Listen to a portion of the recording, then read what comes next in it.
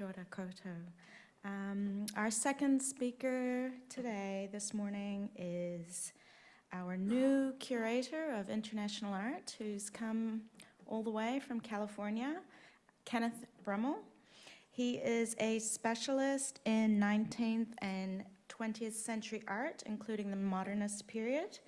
And today he's going to speak to us about plein air painting, outdoor painting in 19th century France. Welcome.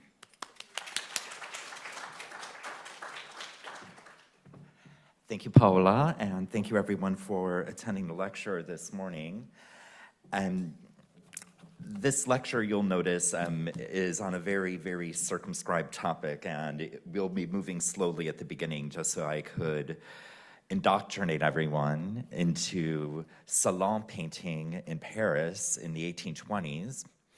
And really what you'll notice in this lecture, we will be discussing how artists who painted en plein air and artists who enjoyed the spontaneity of painting en plein air, how they slowly but surely through the 1820s, 30s, 40s, 50s, and 60s dismantled the system of values of French academic painting. And by those values, I'm referring to the notion that a painting must be finished, the notion that a painting must have a timeless moment or a climactic moment depicted, and the notion that a painting must refer to classical tradition. So let's begin. It seems odd to our modern eyes that a painting as anodyne as Constable's Hay Wain would have caused such a stir at the 1824 Salon in Paris. After all, Charles X, the King of France, actually awarded the painting a gold medal. Strangely, when the painting arrived, it was placed in a really inauspicious location in the Salon, but it was moved to the main gallery, the Salon Carré, where it garnered a lot of attention, so much so that the critics of the Salon actually commented on the picture, one of whom was Stendhal. And Stendhal was ambivalent about this painting, and I will read you Stendhal's analysis of his criticism of the Salon of 1824. The English this year have submitted some magnificent landscapes by Constable. I'm not sure that there is anything we can say against them. Their truth immediately strikes the viewer and draws him, into the work. The carelessness of Constable's brush is quite remarkable. The layering of his pictures sometimes leaves much to be desired, and he has no ideal. But that delicious landscape with the dog on the left side is the true mirror of nature. So what does Stendhal mean by truth? Well, when he's discussing truth, he's referring to the fact that this is actually a painting of an actual place. This is Suffolk in rural England, and here we have a mill pond next to Flatford Mill, the edge of which you can see right there. And this is at noon. When this painting was exhibited in 1821 at the Royal Academy, it was actually entitled Landscape: Noon. So the truth of this picture is that this is an actual place, this is an actual time, but it's also a quite unremarkable but real event. Meaning here we have the hay cart crossing the ford. You notice the wheel here, the right wheel is turning. This is an actual daily event, perhaps an unremarkable event, but an event nonetheless. When he's discussing the carelessness of Constable's brush, I direct your attention to these passages. If you notice here, you have this streaking stroke of white paint scumbled on top of the surface to depict the cast light of the sky. You look at these cumulus clouds and you can see the impasted passages. You can almost imagine Constable turning his loaded brush with his hand. You can follow the movements of this man's gesture. Because those strokes are not blended perfectly into a perfectly flat and licked composition, Stendhal is calling this careless. What he means by layering, you notice we have this really flat horizon line.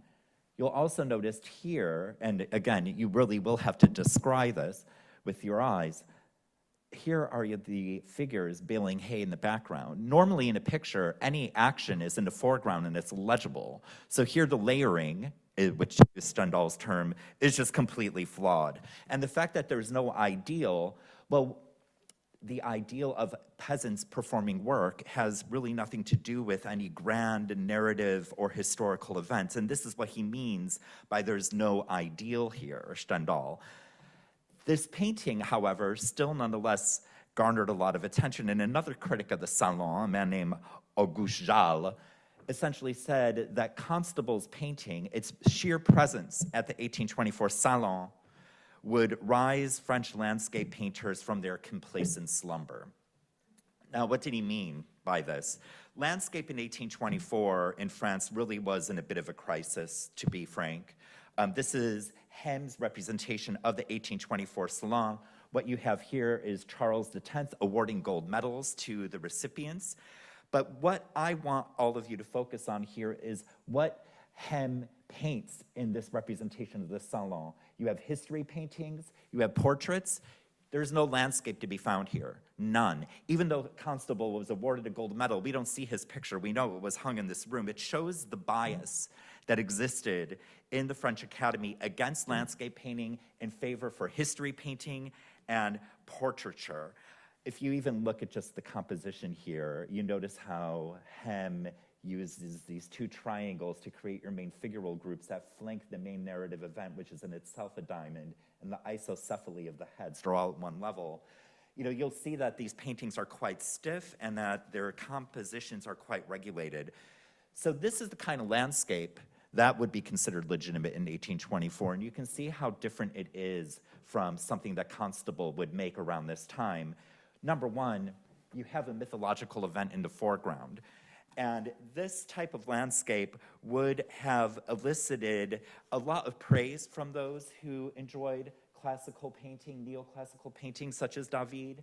But I think this quote from Stendhal will really help you understand the kinds of problems these types of paintings were beginning to have for more progressive critics. And I'll quote Stendhal, "I was generous in my praise of the landscape of Constable. To my mind, truth has a charm, which is immediately striking and draws one into the picture. Aficionados of the neoclassical school of David prefer by far the landscapes of Turpin de Clisset," this man, and in particular those which show its Apollo being chased from the skies. I will refrain from passing comment on this old-fashioned idea of presenting Apollo and the Muses yet again, and say that only this misunderstood the 19th century. What disturbs me most of all is that these aficionados of old-fashioned French taste praise the landscapes of Turpin de Clisset as though they did not have, or as though they did have some sort of truth. I would say immediately that perfection in landscape, to my mind, would be to draw the sights of Italy and to paint them with the naive approach of color of Constable. So essentially, what Stendhal's complaint is that there's no truth here, and that this depiction of an anachronistic mythological event has really absolutely nothing to do with the 19th century. But also that perfection in painting would be artists painting outdoors in plein air, engaging directly with nature. And I think this could be seen in his discussion of these trees. The foliage in de Clisset's landscapes patently lacks truth and energy. For a group of trees can indeed possess energy, grace, and magnificence. For example, once enters the Tuileries by the Pont Tournant, one can see beyond the pool on the left hand of the main alley a group of chestnut trees which are quite obviously magnificent. Anyone who has a soul that allows him, to appreciate painting will never experience this sort of sensation by looking at the landscapes of de Clisset. In the pictures of the old school, the trees do have style. They are elegant, but they lack truth. Constable, by contrast, is as true as a mare. So what does he mean? What he means is if you look at the formulaic light-dark gradations, but also notice how you have light, dark, and they're used almost as stage curtains to flank a narrative event. these are not trees from nature. These are trees that are used as compositional tropes in order to foreground a mythological event that is the justification of this landscape painting. You'll also notice that they frame the main landscape feature that is stacked. This is what he meant by layering, Stendhal, above the narrative events. So here, this main landscape feature in no way contradicts this artificially illuminated, this has no reference to any sun or any natural light, mythological event of Apollo being chased from the skies, and then the sky itself, as Stendhal writes in his Salon criticism, even though this is ostensibly a scene of Italy, this sky probably came from northern France, it probably came from the outskirts of Paris, and it was just artificially plucked into this composition. So Stendhal is encouraging painters to paint en plein air, but he also is criticizing what he's calling the carelessness of Constable's brushwork. And here's the carelessness. Again, you see these scumbled streaks, completely unblended. You see these impasted passages. This is what the French would call an étude. It is a study. It is not a painting. It is unfinished. But here is Stendhal's ambivalence. He loves painting in plein air, but he does not want the spontaneity of one's attempt to capture the contingency and spontaneity of nature. And you can also see why Stendhal, who loved Constable skies, would find the sky of Terpin de Crissé, if we can go back, just so utterly formulaic. Now I'm losing myself here. So, how do we look at Constable? I encourage you to go upstairs, and I encourage you to enjoy the carelessness of his brush. Here in Harwish's Lighthouse, you'll notice these white flecks that capture the fugitive effects of light reflecting on the waves of the ocean. These flecks, which you see are not blended into the composition, the critics of Constable in the 1820s in Britain would dismiss it derisively as so much snow. You look here in the clouds and you'll notice there are these exquisite thick passages where you can see the gyrations of Constable's brush. These are the values that are quite anti-academic. In this other picture by Constable, I direct your attention to a few things. Number one, this hillock. And you'll notice that you have these daubs, these flecks, these passages of paint that are completely unblended. You look at this and you almost think that it's a palette of an artist and not actually a landscape feature. You notice these scumbled passages capturing the reflections of light in the pond, and also here you see these scumbles, these diagonal scumbles, this wet on dry, these passages that try to at least capture the falling of the rays from the sky. But look at what's depicted here. This is the height of anti-academicism insofar as we have a peasant boy in contemporary dress regarding a landscape populated by cows and peasants. Here's Constable literally giving the finger to academic values and the demand that landscapes be historical and that landscapes be mythological. Now, those are precisely the criteria that you see celebrated in Hem's 1827 painting of the 1824 Salon. Here, what you see foregrounded are paintings that have clear, coherent meanings. You have paintings here that are all finished. Their surfaces are licked. There are no unblended brushstrokes. Everything is fully smooth. And the pictures that are on display here capture notions of timelessness and narrative climax. We're not capturing fugitive moments in any of these pictures. This is exactly what the pleinairistes dismantled in their works. And in order to give you some context, I just want to explain the way French painting is structured. I think we, in 2023, we don't really think of art being institutionalized. We don't really think of art being an arm of the state. In 1824, it certainly was, and there was the French Academy. The French Academy is where every painter went and studied in order to become an active and legitimate and recognized practitioner. You submitted your paintings to the annual Salon. That was the way you gained recognition in the French system. The hope was, if your painting was successful at the Salon, it would be purchased and it would be sent to the Louvre, and sometimes it would be sent to a provincial museum. But they had a hierarchy of genres. It was codified in 1669 by André Philibien. And you'll see that at the apex is history painting. Why? Because history painting, according to this very Aristotelian scheme, was what captured the force of humanity. This is what captures the ethical force of humanity. And then portraiture. You have a human depicted in portraiture, normally an elite, who, for one reason or another, is recognized as important. And there they are in their decorative pose, and that somehow signifies human value. Next is genre painting, ordinary people doing everyday things.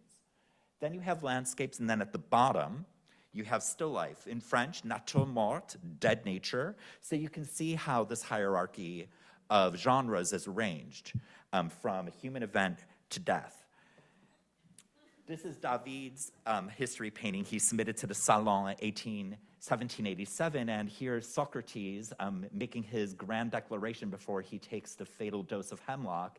And you can see what we mean by not just finish, but narrative climax, a moment of timelessness, and a moment that somehow encapsulates morality. Now, if you look at the central vertical axis of Haim's picture, I want you to look at those two paintings because this shows you exactly what was valued in 1824 history painting.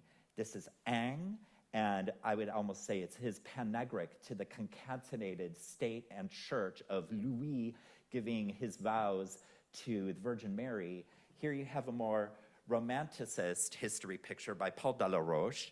You'll notice it's English, and this is important for Romanticism. It's English subject matter, the Cardinal of Winchester interrogating Joan of Arc. But I want you to look at how artificially illuminated and dark these pictures are. And to make the point, I ask you to compare it to Delacroix's Orientalist history painting. And I bring up Delacroix's picture because Delacroix, when he arrived at the Salon of 1824, he saw Constable's landscape. And he realized, well, my picture is so dark and muddy and formulaic, I better retouch it. And this might be apocryphal, but according to different sources, Delacroix saw Constable's picture, took his off the wall during varnishing day, retouched the background landscape and brightened it in order to compete with Constable. Others claim that he just took it off the wall maybe 3 weeks in and retouched it, but we do have an entry in his journal from 19th of June where he writes, "This man, Constable, has done me a world of good." So if Constable had done a world of good for Delacroix, it seems that he and his contributions really fell on deaf ears when it came to academic landscape painters. This is Jean-Victor Bertin and his submission to the 1827 Salon, and you can see that, again, landscape painting is stuck in the same rut. Here we have trees. They use a term in French called coulisses. They're used as stage curtains to frame a mythological event. You'll notice you have this very formulaic light, dark to the background. Remember our discussion of layering, where the main landscape feature is stacked above the main narrative event.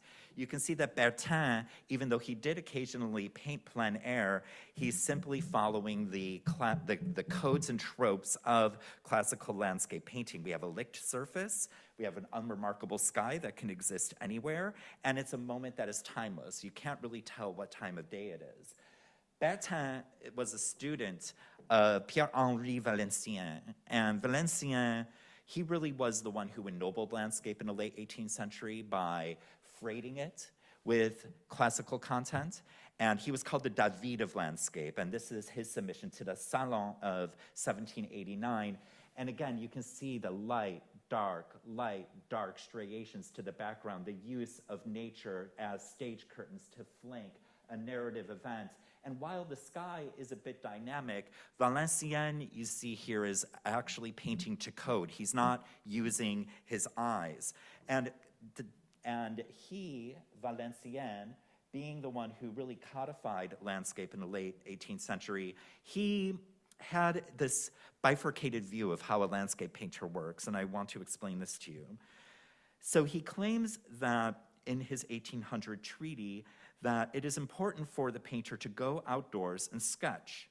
And he states, however, and I quote, "Are those who copy and rearrange nature affecting the imagination and the soul?"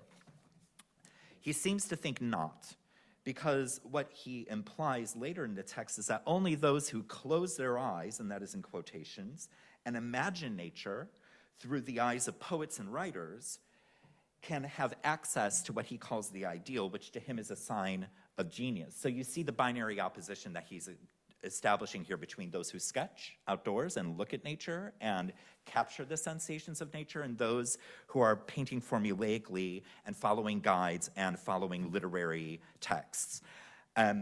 Here is Camille Corot. So Corot saw Constable's painting in 1824, and then he went to Italy in 1825 to 1828, and you can see he sketched. What I want to direct your attention to is this picture submitted to the Salon 1827. Notice that we don't have a mythological event in the center of this picture, but instead we have ruins, which I think is actually quite cheeky of him, that he's essentially claiming that the nostalgia for the Roman past is ruinous. Here we have peasants in the foreground. Here we have this path that leads you to the edge of the composition, but I want you to look at the paint handling. And I want you to look here at this lemon stroke that captures light falling on this section of the ruinous bridge. I want you to look at this scumbled passage of the light reflected on the stream. These two blue shadows that are the refer to the bridge above them. And I want you to see how Corot literally transferred those elements from his sketch. You can see that Corot is actually following the aesthetic of the sketch. He's incorporating the sketch in his compositions and not allowing formula to determine the way he's going to paint. And strangely, Valenciennes, we know that he sketched from nature. We have his sketches, but we see that those who followed in the vein of Valenciennes, they abandoned the spontaneity of the outdoor sketch, of painting in plein air, in order to create formulaic pictures. This is a sketch that Corot made in the forests of Fontainebleau. And what you will notice as we continue forward in French painting is that there was a group of artists who worked in the forests of Fontainebleau. They loved nature. They went outside in nature. They had special easels, and they had even special paints. Zinc paints were made in 1841, which meant that you can have a tube, you can go outside. And they painted directly in front of the motif from nature. And Corot really became the leader of this school, the Barbizon painters.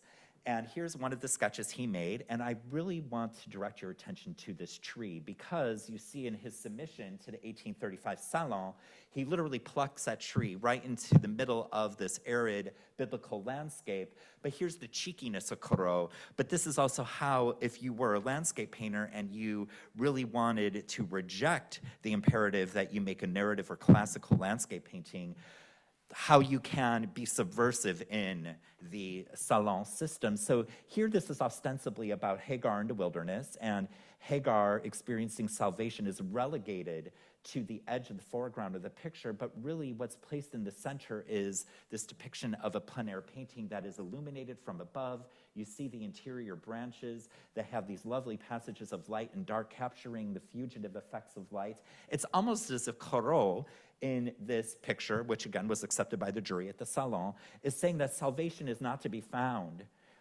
in a biblical event, but it's actually to be found in plein air painting. And what you'll see in the 1830s is that all of these Barbizon painters are slowly but surely submitting pictures that reject the imperative to have a mythological or biblical scene. This is Jules Dupré, and this is his submission to the 1835 Salon.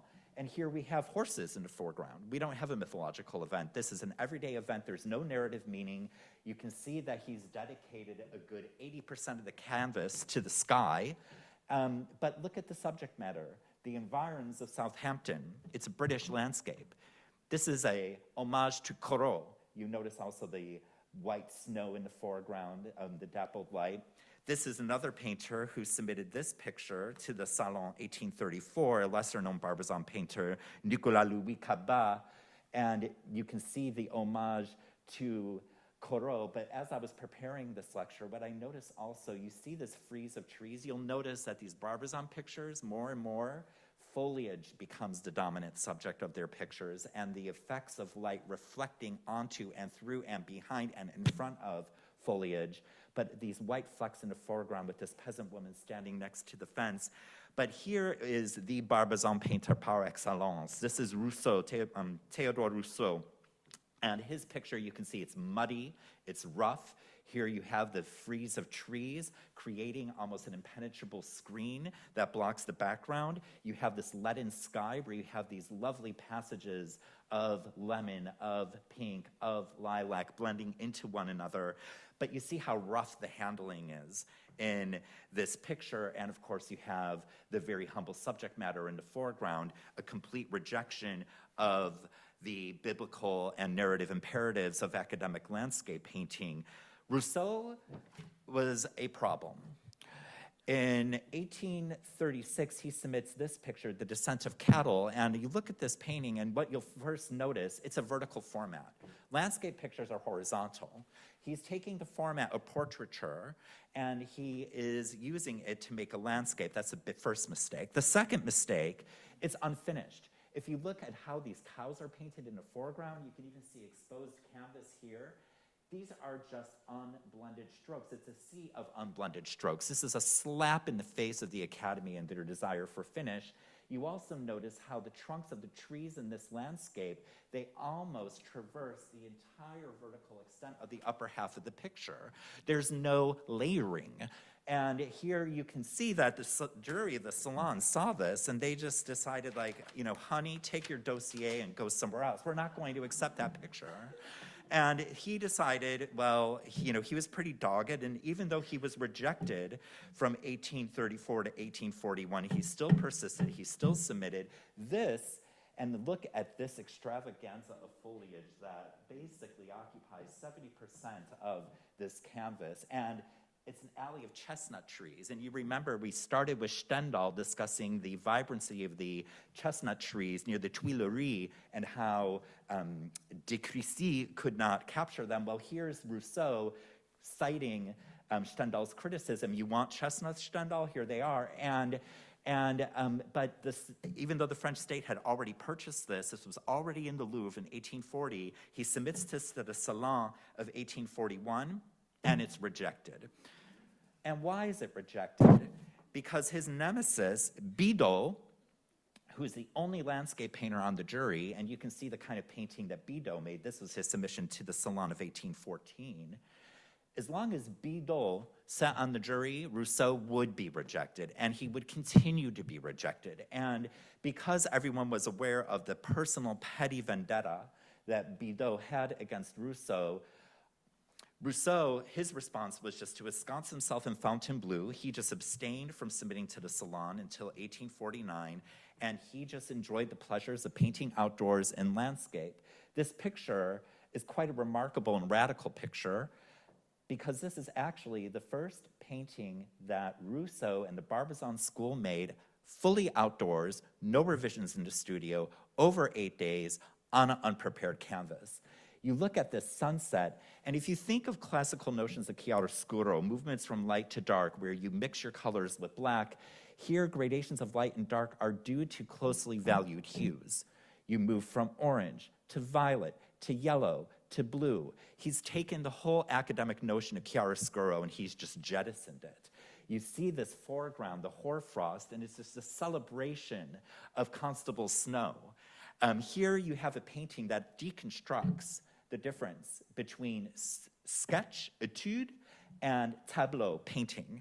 A revolutionary picture, a lovely picture at the Walters in Baltimore. I recommend everyone see it.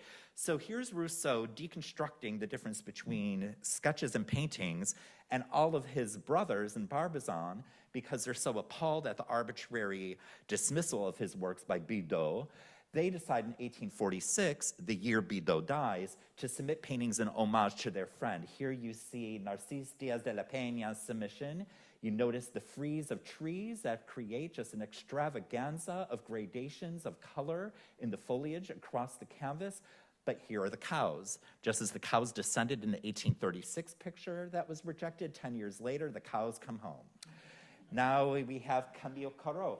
Corot is a little more subtle. Corot is more restrained of the group. He's the older member of the group. Less foliage covering, but here's the descent of the cows. Here we have the snow of Constable.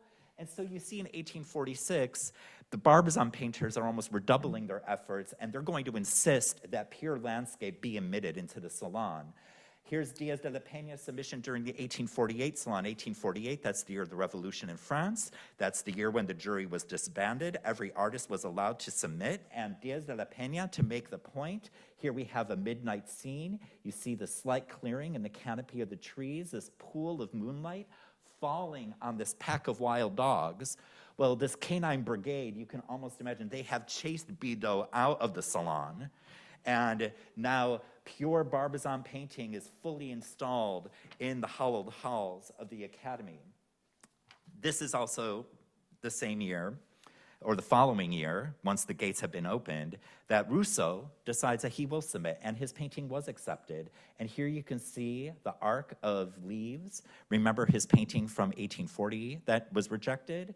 But look at this noon light, and this noon light that pours through the clearing and illuminates this group of cows that are congregating here on the floor of the forest. It's a noontime scene. It's an homage to Constable. Constable's painting in 1824 Salon was entitled Landscape Noon. And so here you can see the Barbizon school bringing full circle the plein air aesthetic of Constable, installing it firmly within the halls of the Salon. And to put, I guess, a cherry on top of the cake that Rousseau delivered in 1849, here's Corot, who is now on the jury of the Salon.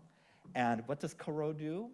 Here's one of his sketches of the Colosseum. You really see that it's an experimentation in capturing the fugitive effects of light on foliage, this lovely arc of green, but then how he really is capturing the fugitive effects of light on architectural volumes.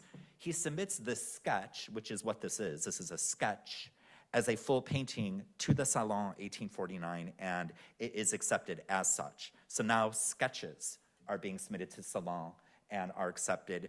And you can see how the Barbizon school, in their slow but steady rejection of those three fundamental tenets of landscape painting, essentially transformed the genre. This is 1824. This is Crusset, and here we have 1849. It's a world of difference. So that's just one portion of the lecture. This next portion is going to discuss how these artists also took the notion of the timeless and slowly dismantled that in the 1850s and 60s. Here's another Barbizon painter, Jean-François d'Aubigny, and here's his submission to the 1844 Salon, and here you can see he's a Barbizon picture. He's painting sous bois under the trees. He's allowing the leaves to become the subject. I mean, this picture, if you think about it, it's all flat surface. It's just an extravaganza of painterly touches and broken colors across the vertical format of the canvas. Again, the vertical format is always normally reserved for portraiture. He was a friend of Corot. They met in 1852, and they went on a plein air painting campaign together. And here is Corot's sketch of Optevo. You notice it's oil on board. It's a small board. You can carry it with you outside. What I want to direct your attention to is the reflections in the water. Do you see these broken bars of paint?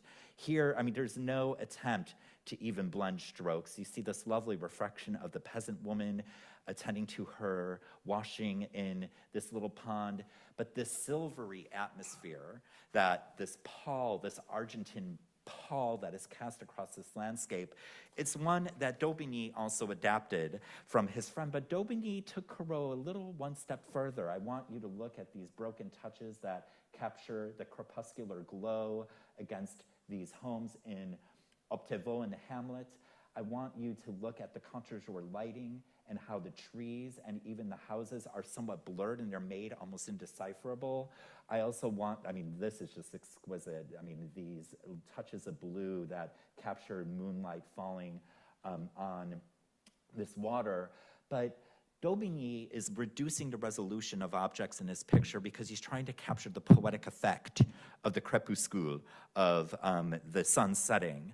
And you'll notice that d'Aubigny becomes more and more, as time elapses, obsessed with this fugitive effect. In French, they use effet to describe this term, but Daubigny is also very similar to Corot, insofar as Daubigny knows that to get into the Salon, you still have to throw a bone to the jury. And here, this is the Suisse Optevo, and you notice the layering and what's in the center but the ostensible subject of the picture, the Suisse. But here you have your peasants. But here in this corner, you see that really what Daubigny is doing in this picture is not just giving us the snow of Constable and the flecks of unblended white paint, but he's really experimenting with closely hued colors to capture the fugitive effects of the sky. And then look at the sky. I mean, you have lilacs, you have yellows, you have even these pale greens. I mean, it's really, he's just engaging in an experimentation of color. He's just using the rest of this as a pretext to force his agenda into the Salon. Daubigny loved painting outdoors, so much so that in 1857, he took his friend Jules Breton's boat and he turned it into Le Bottin, his floating studio. And here you can see on his floating studio, you have your stretched pictures. They're out on the boat, and he just sails the rivers of France, capturing views of the landscape from the water. This actually was his home in his studio. There's even a drawing of him moving in with his family. Corot, being his friend, memorialized Le Bottin in this exquisite, charming little sketch. And here you see Corot engaging in relishing the reflections of light on the river, just as his friend does with these unblended passages of white, these unblended passages of blue. Here you have, I mean, look at these leaves. I mean, this is outrageous. They're just isolated daubs. There's this but, you know, Camille Corot really valued the commitment that his good friend and pal Daubigny had to painting outdoors and to capturing these fugitive effects of light against the water and the landscape. This picture, which was submitted to the Salon of 1861 by Daubigny, really actually caused a bit of a stir. A critic named Gautier, he dismissed it as, quote, a mere impression, no more than paintings merely begun. And why would he say this? Well, you look at this sky, and you might not be able to see in this reproduction, but you can see that Daubigny, to capture the glow of a setting sun, he's applied so many layers of lilac and orange that it's actually quite thick. These are unblended strokes here, but you have also the resolution of the reflection of these buildings into the river. And mind you, how could you capture this view before he had his Bottin? There's no way an artist with an easel can stand in the middle of a river and paint. And so this is an impossible view. It's an unprecedented view. It's a view that no landscape painter ever had before. But, you know, again, you have these unblended strokes in the foreground. Gautier dismissed this as a mere sketch, a mere étude. And similar to his forebears, Daubigny decided not to take the criticism seriously, but he wore it as a badge of pride. And what he decided in the 1860s to do is just engage on this campaign of capturing impressions. And he did it with a vengeance. And so what you'll see in these next slides are not just him paying homage to Rousseau, but he's capturing the same bend of the Oise, and he's painting these pictures that really just capture the fugitive effects of light. Look at these reflections. Look at just the chromatic splendor of these skies. And he's just on his boat capturing the same bend from different angles, different times of day. In the previous, we have the sunrise. Now we have the evening. And then we have this lovely sketch of the sunset. And you'll see that for him, there is no timelessness to a motif. A motif is going to shift depending on your subject position, depending on the time of day, depending on the season. And it's the painter's job to try to capture that fugitivity. This picture, which was submitted to the Salon of 1865, actually forced Gautier to reverse course. Remember, Gautier dismissed Daubigny as a painter of mere impressions, paintings merely begun.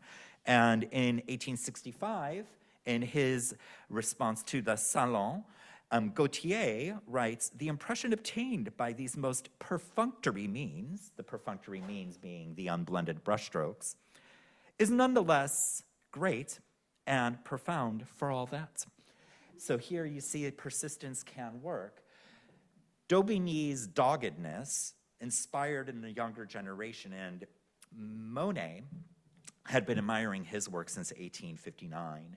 This is Monet's submission to the 1865 Salon, and you can see, number one, the viewpoint. Here's Monet citing the unreal viewpoint of Daubigny from his Bottin. You can see how radicalized now broken touches have become, where now they're just isolated commas. They're no longer little flecks, but here they're just unblended commas that sit like sore thumbs on the surface of the picture. And you can see now that impasto is just stated. There's no attempt to even really conceal it. It's just laid bare on the canvas. Monet was only able to get away with that for so long. This is his 1869 submission to the Salon, which was rejected. And you can see why it was rejected. This is just unacceptable. To the Salon critics, that's just a slap in the face. This is unfinished, this is childlike, this is naive. You look here at the sky, and you remember we were discussing how Rousseau in 1845 was no longer operating in traditional modes of chiaroscuro, but instead using value-keyed hues in order to create gradations of light and dark. Look at the sky. Look at this slather. I mean, he just slathered a band of cerise paint here, but here you have violet grading into yellow, grading into violet again, into orange, and then into the cerise, into purple. I mean, if you were to just cut this out and enlarge it, I mean, you'd be looking at a 1960s Jules Olitsky.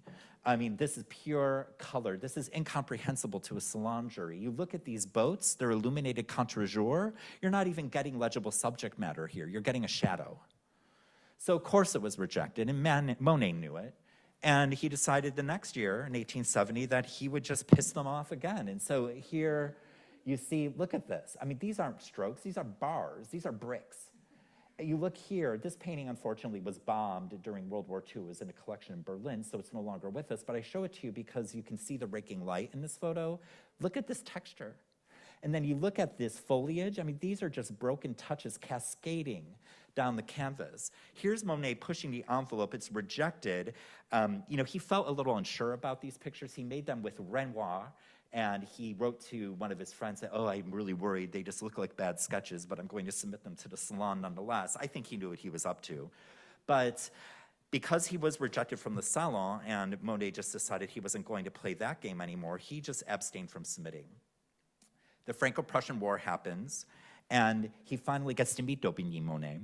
And I show you these two pictures because, you know, again, if you just think of those stayed landscapes from 1824 with those mythological scenes and those formulaic skies and those formulaically rendered trees, and now landscape, you have steam from boats, from trains, I mean, you know, a view of the Thames.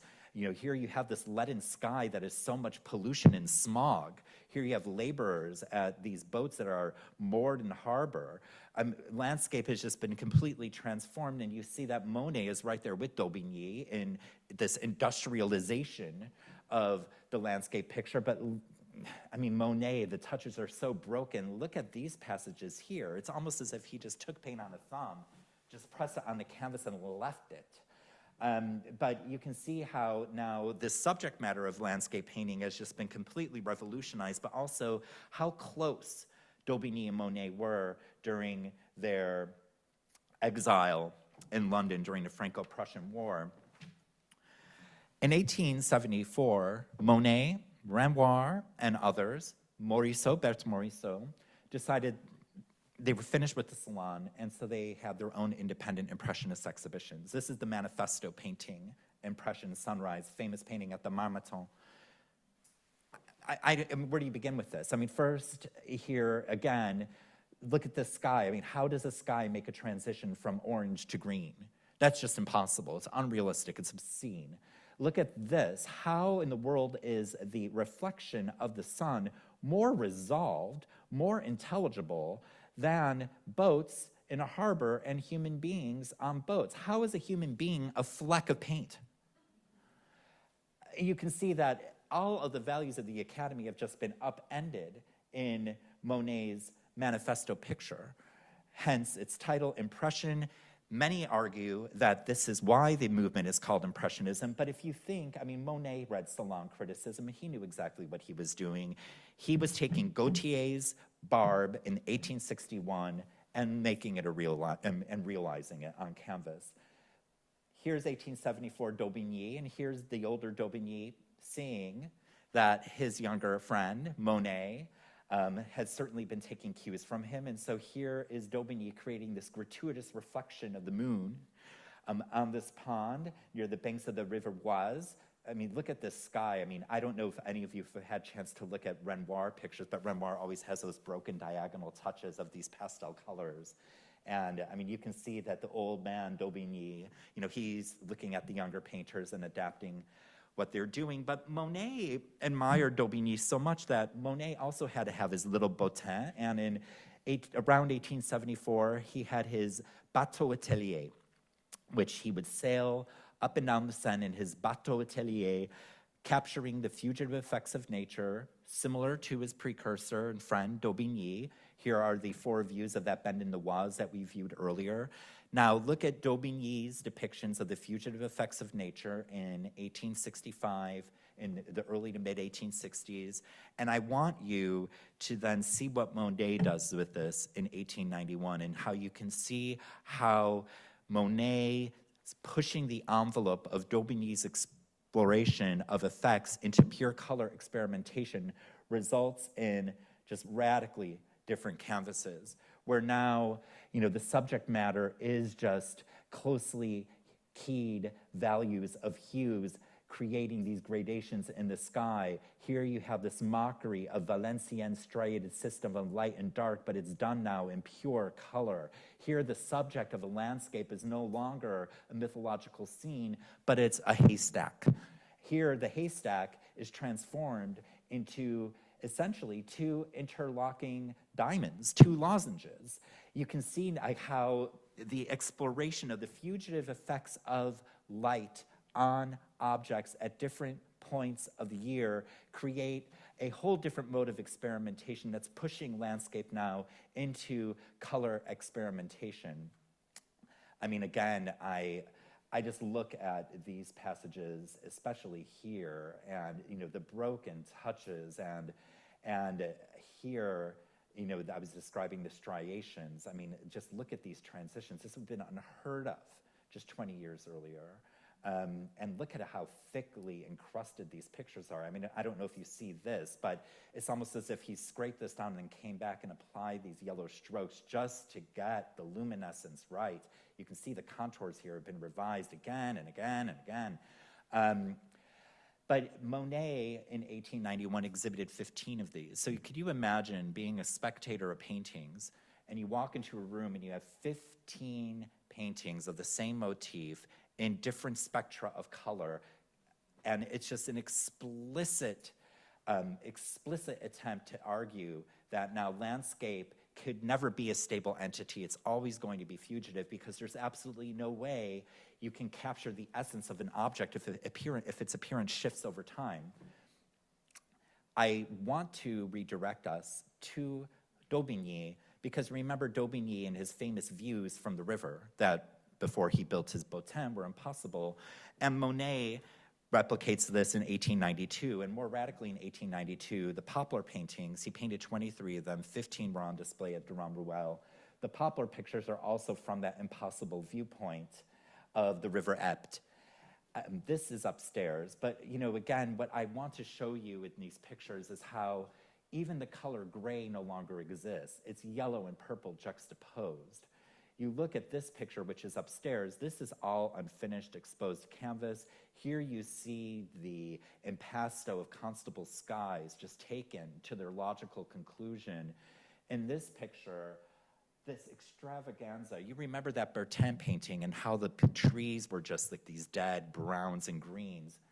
I mean, we've come so far here, and this is 1891, and the painting that Sophie acquired for the Auckland Art Gallery, the Dubois-Pillet, with its pointless touches. You can see that old man Monet is looking at the neo-impressionists and deciding that he also wants a bit of the action. But Monet and the series and his experimentation of color was really due to the inspiration and example of Daubigny, who in the 1860s took the criticism of the Salon and built a career on it. Let me go forward. Yes, okay, I'm sorry. Again, that informing the logic of the series in 1892 at Durand-Ruel, Monet, of course, following the footsteps of Daubigny and his Le Bottin, literally installing yourself outdoor so you can be in nature at all times to capture the fugitive effects of light. Of course, that whole fetishization of the sketch and how Corot, who was Daubigny's friend, literally submitted a sketch that he made in 1826 to the 1849 Salon and had it accepted and instituted the sketch as a legitimate mode of artistic production in a very hostile salon environment, and how all of that really stems from Constable having his paintings exhibited in 1824, and our friend Auguste Jal stating that this very, very unassuming painting to our modern eyes, how it woke French painters from their slumber. And that is how plein air painting revolutionized painting. Thank you.